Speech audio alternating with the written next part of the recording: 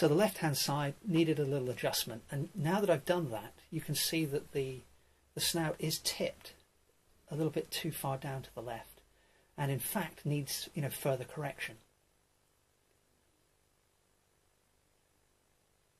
I'm just narrowing the head as well. So one of the things which happens sometimes when I'm painting away is that in looking at specific aspects of the image and getting those right, sometimes the marks we make can throw out the proportion of something else which was perhaps previously okay, or perhaps, you know, it was wrong in the beginning, but some work you do elsewhere really sort of highlights the mistake you've made. Other times it's simply just a case of, oh, I hadn't noticed that before. I hadn't noticed that that was wrong, you know, and I just didn't pick up on the mistake. So for example, I don't know whether any of you have noticed, but it took me a while to sort of think, well, what's wrong with this image? There's something isn't quite right. Well, I haven't included any ears on the steer at the moment, and the reason for that is in my reference.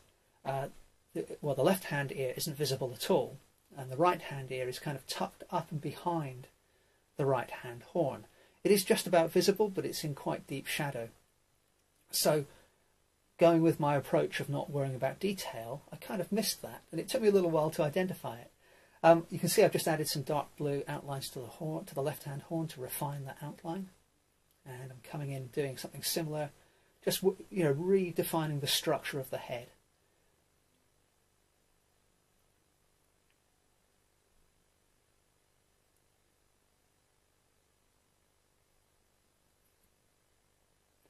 So again, using a blue outline, and this is doing two things. One, I'm just adding to the shadows there on the right-hand horn, but one, it's sort of allowing me to refine the line of the horn and just make sure I've got that right. But it's also allowing me to look and see, well, how would this thing start to look with a darker background?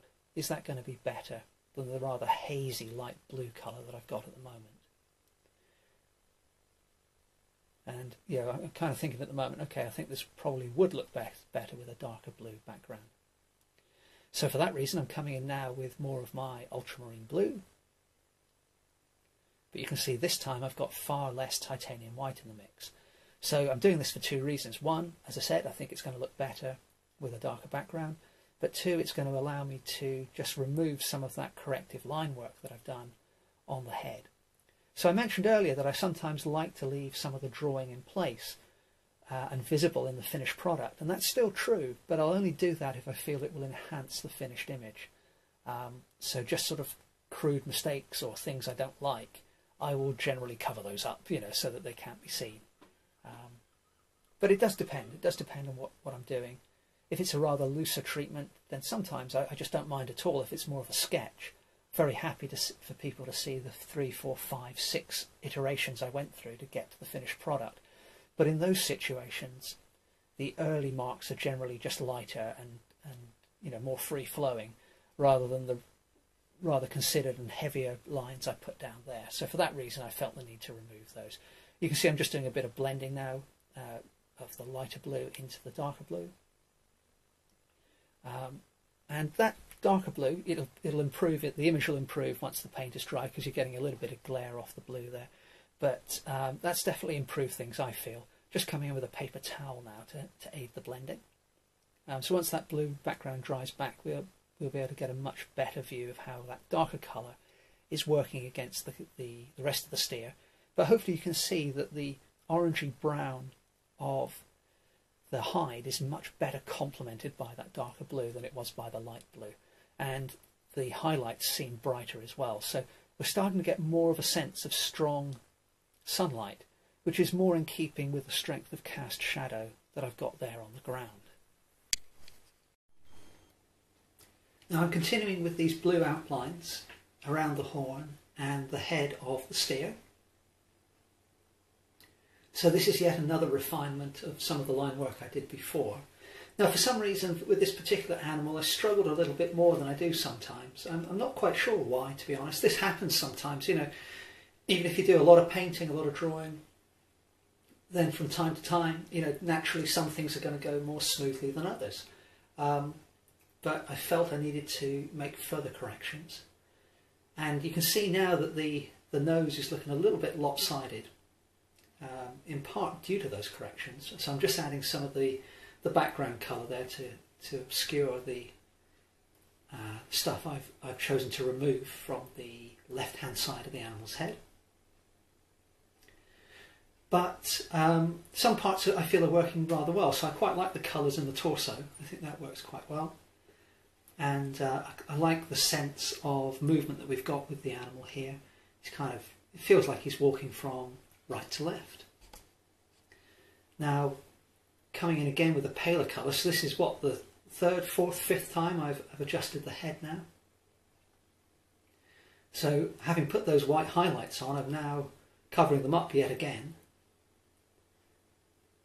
So it keeps coming back to this idea of simplification and keeping a sense of coherence with the colour scheme across the entire animal. So you can see I've just loosened up my brush strokes again, gone back to my larger brush, popped a few of those pale orange highlights onto the torso, and also blocked in the nose as well. So I'm kind of finding my way with this one. This, as you've probably gathered by now, this particular video isn't so much a tutorial or a demo. It's more just kind of me, sort of you guys watching in as I find my way to making this painting work. So coming in now with kind of more of a mid-brown.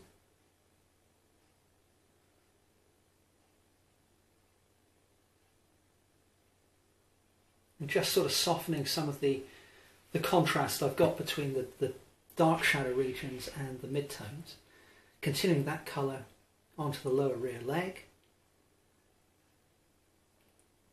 And the other one. Back up to the torso, keeping the brush strokes curved as I usually do when I'm painting a rounded surface.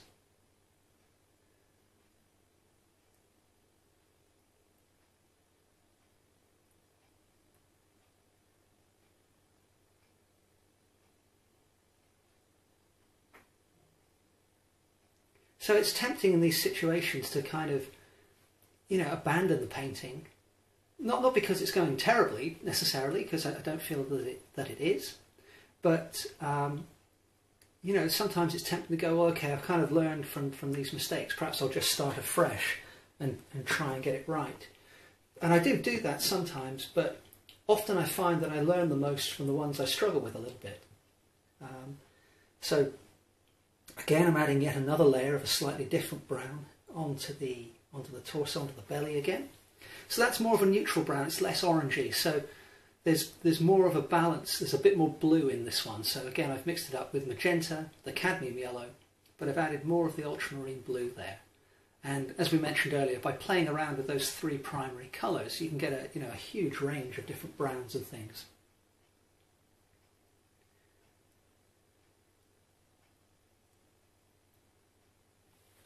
But this colour scheme is starting to work rather better than what I had before, I feel. Putting in some pale colour, pale sort of yellowy brown. It's almost a yellow ochre, isn't it, on the belly there. Now just pondering where to go next while I've still got that colour on my brush.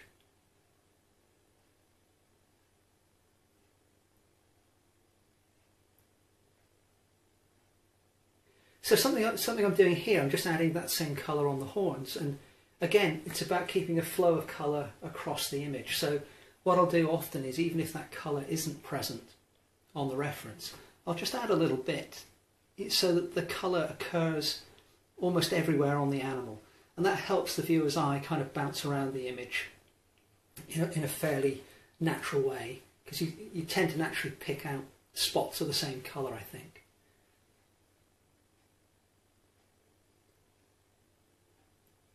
So you notice I've more or less obliterated the nostrils that I had before, and what I'm doing now is I'm resisting the temptation to go back to my small brush, and I'm just using the edge of that flat brush to indicate some of the smaller features, trying not to fall into that trap of getting too fussy, adjusting the eye a little bit there.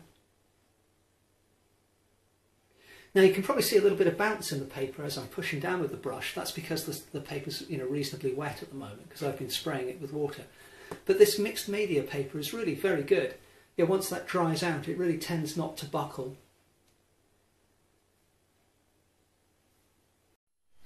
So one of the ways I work when I'm perhaps getting a little bit confused in terms of the direction I'm heading in with my painting is I will simplify things as much as I can. And so what I mean by that is, imagine you've got a subject which has got a whole lot of different colours in it, maybe 10, 12, 15 different colours. And that's before you start considering all the different tones of those colours. Then one way to approach it is to just say, okay, I'm going to more or less ignore colour or limit myself to 2 or 3 colours and just work tonally. And then what you can do is, towards the end of the painting, just perhaps add a touch of the additional colours here and there.